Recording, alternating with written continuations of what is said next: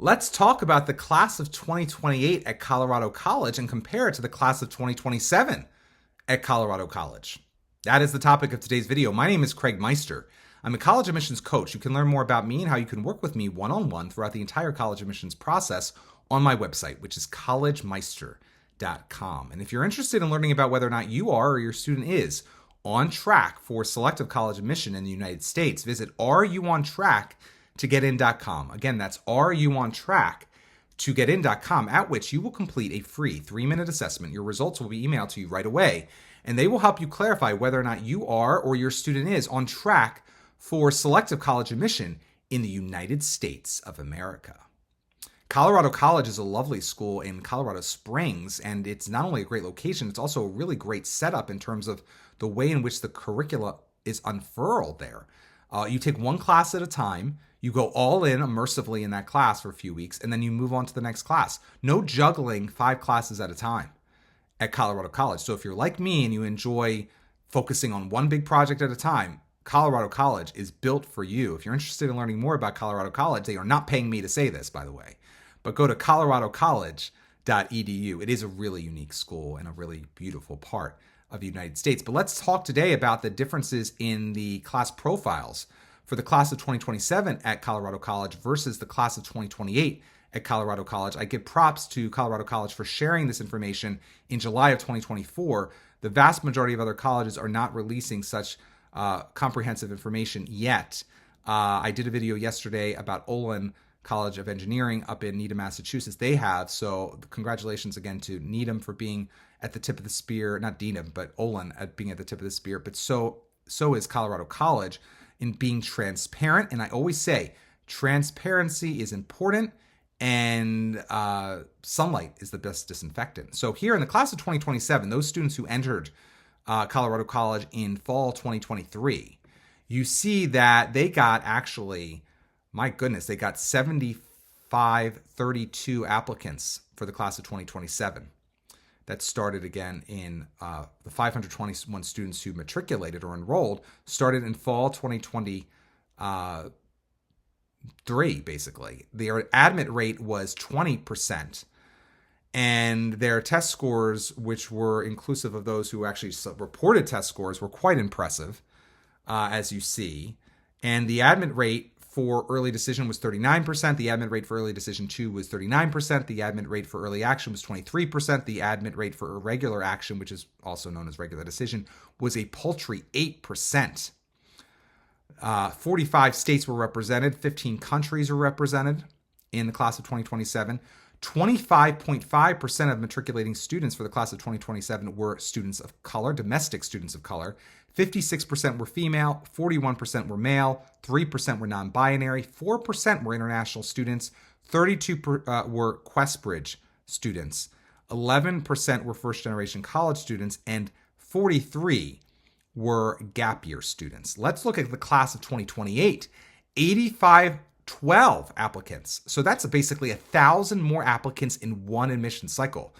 Something's going right over at Colorado College to have those numbers increase like that. Congratulations to those in the admissions office for making that happen. I'm sure that your superiors are happy with you. The overall admit rate went down just by 1 percentage point to 19%. Only 491 students enrolled. That's interesting. I don't know if that was intentional or not, but here they had 1,000 more applicants, and they're actually having 31 fewer students, or 30 fewer students actually matriculate and enroll into the class of 28 compared to the class of 2027. They're self-reporting now more comprehensive testing information because Colorado College does not penalize those who submit test scores and Colorado College will ignore scores that do not strengthen an applicant's candidacy. 62% of students applied without a test score for the class of 2028. For the class of 2027, just so you know, 47% of accepted students applied without a test score. So it actually went up quite a bit. And as you see, though, of those test scores that they are aware of, 1250 to 1450. So it's the numbers, the averages have gone down since they're collecting more scores. But look at this, the acceptance rate for early decision 1 and 2 has gone from 39% last year to 32% this year. The admit rate for early action has gone from 23% in the class of 2027 to 20% in the class of 2028, but the regular action or regular decision acceptance rate has remained the same. 44 states are represented this year, 16 countries are represented this year. As it comes down to the affirmative action ruling, there's been a lot of talk that this could change things dramatically at elite colleges. Colorado College is a pretty elite college. 26.6% of matriculating students in the class of 2028 are domestic students of color. So in fact, that has gone up by basically 1 percentage point.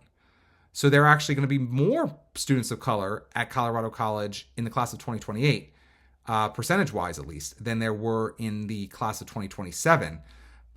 How this figures into the affirmative action ruling, we really don't know, because we don't know. Maybe there was a much higher percentage of students of color applying. Maybe there was a lower percentage of students of color applying, and it's even more impressive that they have a higher percentage matriculating. I don't know, but what I will say is that's not much of a change. There's not been any real dramatic change, despite the hooting and hollering that the affirmative action ruling would create that. In terms of demographics of self-identified gender, this is interesting. 56% were female and 41% were male in the class of 2027, and 3% were non-binary. In the class of 2028, we have a situation where only 47.4% are self-identifying as female, 45.8% as male. So the male numbers have gone up, the female numbers have gone down. And look at the non-binary other gender numbers. They have gone up too. My goodness, they've gone from 3% in 1 year to 6.7% the next year. They've doubled. They've more than doubled. I can't really comment on that further. I'm not a demographer, so I can't really say anything other than at Olin 2, we saw a number of another conspicuous drop in the number of female matriculating students. So again, I don't know if this is part of a trend or if this is just two colleges picked at random that decided to be transparent early that also saw female numbers really drop significantly from 1 year to the next. The number of international students has gone up quite a bit at Colorado College to 7.9% in the class of 2028. That's double basically from last year, which was 4%. And then finally, in terms of QuestBridge, 40 students, 11.4% are first generation students, and 32 students are gap year students at Colorado College. Congratulations to Colorado College on being very transparent about who is making up their class of 2027 and their class of 2028. Obviously, this can change as students peel off. There's something called summer melt. But at this point, I'm very proud of Colorado College for sharing this information. Now, let's say you're applying to Colorado College and you want to know that you've done all you can to possibly get in. You may want to consider purchasing my newest product, which is known as My Pre-Read. You can learn more about it at mypreread.com. And a very quick summary is as follows. Let's say you finished your Common App and you finished it for Colorado College. So you've also completed the Colorado College supplement. Now you want to know if it's as strong as possible and whether or not, in its current condition, your chances of admission are impressive, inconclusive, or inadequate. Getting My Pre-Read now means having me review your entire application, just like an admissions officer or admissions committee will review it later, and receiving by email no later than the time you reserve over at mypreread.com a comprehensive report highlighting what's working and what's not on your full Common App, and in this case, your Colorado College Common App supplement. If you've yet to submit your Common App, My Pre-Read may motivate you to make adjustments to it before your deadline. If you've already submitted your Common App, this will be very informational and entertaining. I call it infotainment. My Pre-Read will prepare you for what I deem to be your likely admissions outcome at the institution in question. Again, if you're interested in Colorado College, it would be related to your chances at Colorado College. I could be wrong. I'm not God. I'm one man giving my opinion.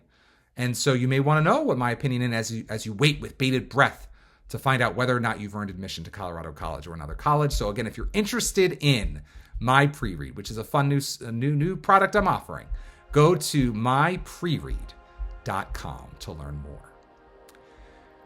If you enjoyed today's video, please give it a thumbs up and also consider subscribing to my channel. If you'd like to work with me throughout the entire college admissions process, or maybe just for part of it, go to my website, which is collegemeister.com. Until next time, stay safe, stay well, and most importantly, stay stress-free throughout the entire college admissions process.